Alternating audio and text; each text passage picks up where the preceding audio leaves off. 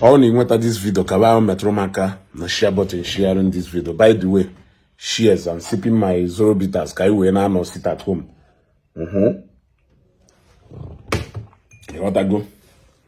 And sipping my zero bitters. Kai we na no sit at home. So, ụfọdụ n'ime unu na join on that. We na-ekwu olive oil jikosi, olive oil jiarisi, holy water jikosi, holy water jiarisi. Ndị pastor na-ekpere onye ahụ adụghị ekpere.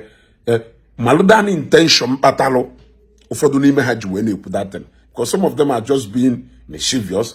Some of them are just trying to bring down this one so that they can promote the other one. Can you tell me the reason kpatalụ somebody ya every day or be on a Facebook page here or say game is na fasting na ime fasting no sa we for ya result to na apụta gwa jebru holy water na holy water wonka na olive oil wunni ka eji esi but that same person be na Facebook na celebrate nwa dibia o ma no the proceed of okite na ogwo na agwo ka o ji we go Mercedes Jigad Brabus obia na congratulate na celebrate ya logo Brabus wori na make him out. So many of them congratulated Akwa. Yes. So many of them congratulated Akwa Okuko Tiwaraki no Gulu, Jigad, Mercedes Brabus. Yes. And yet, all those things will proceed of Okita, Agwa, and the Ogwagwal and the man. So, how else can you were not wessing a belada lolo, but Oguna lolo, but Okita na lolo? Eh? If only the reason batalo mmadụ ji wee jegwu oke ite ka onye jegolo olive oil ji wee jegolo ka onye jegolo holy water ji wee jegolo ka onye jeru ka ekperi ekpere si wee je ka ekperi ekpere so ngụnwa nọ in between all these things mana ịmara ife a na-akọ ngụnwa nọ in between all these people but ịmara ife a na-akọ ejigu wee na-agbazuru afịa recruituru ị na-ekwu okwu without knowing that no a particular agenda ka ị na-support na-promote in these guys. They are using you. They are using you. And you don't know that they are using you. Kelebe kwaku. Kelebe kwaku. Welebe kwaku.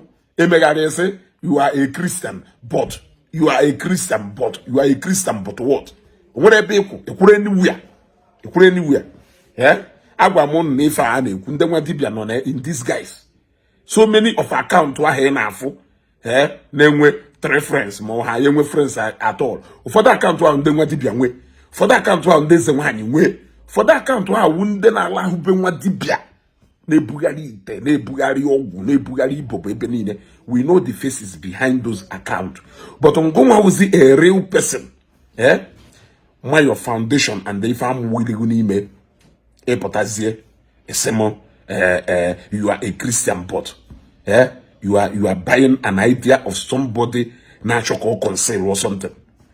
So many of them, not for they congratulated Akwa Okuko Tiwaraki na Brabus so good. But don't na Akwa Okuko na so building materials.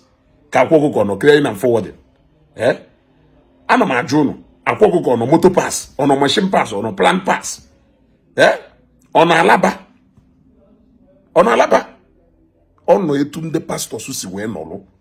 The only difference we know nya na akpoku mmụọ ọzọ mana ndị ahụ Chineke kele enigwe n'ụwa ka ha na akpoku nya ka nji wekwu na ayi enweta m. You cannot use my intelligence to support your dirty agenda. You cannot do that. You cannot use your intelligence, your evil intelligence clearly on a well-defined agenda in Asho. It's okay, be a column. One day, I stand with Nigerian pastors. I stand Kidibwa with the church. I stand Kidibwa with the Christian family. If you are fake, you are not among them. If you are fake, you are not among them. If you are a fake pastor, you are not among them. If you are a fake prophet, you are not among them. Meanwhile, when I see something that I have to say, I will say it. For the meantime, the people I don't see any reason why I should talk or why I should criticize them, at least for now. But obodo enwelu ndị ndozi enwere ndị nkosa but anyị na-ekwu maka ndị ndozi mana ọha ka anyị na-ekwu ekwuwe maka ndị nkosa mana ọha ka a na-ekwu You got to go. Ohamu that husband they are every day ma patana nilo. And I'm agwa na nwunye mu mere nka na nwunye mu mere nka why na nwunye nke go sent. Ikpuchisia nwunye nke ike. Imo na ofeke ka nwu. Imo na nwoke ona na eme opota. Ọ na-agwa ndị enyi na nwunye ya mere nka na nwunye mere nka why na ndị enyi ha enweghị anything ha na-agwa maka nwunye ha. Imo na iwu ofeke. Then I repeat again. May it not be your word, can the enemies of your father, ye quote, will bring your father down. If you move a prodigal son, you want to know your word, can you quote against your father, will bring your father down. Imani wu ni wofeke. Imani wofeke ne mahife. Ne ku otoka ya se. So continue no swim na ignorance. They keep congratulating Akwa and the rest of them. Yes. How else can mother believe mother believe on a holy water? Yes, we believe in the wonders of Okite to the point that na moteje we go to celebrate here. Some of them who even beneficiaries of such gift. Some of them are even beneficiaries. Yeah? So if manaham if you find them when I stand the bar somewhere. Also when you know Bazuma and Luan, a bank will come Akumeba, who seek about will reach in a fake pastor, man or fake pastor. And the Bible will judgment will start from the church. So, Obosibe, Onya he jezaz, Oblomo ye jezarias, Nyama ye jezaz, even today in the Nigerian court. Oblomo ye jezarias, Oblongo ye jezarmazam, if I want metaro do nisi, ki metaro do nisi. It is as simple as that. So when I talk about Christianity, I talk about Christianity in general. When I talk about pastors, I talk about pastors in general.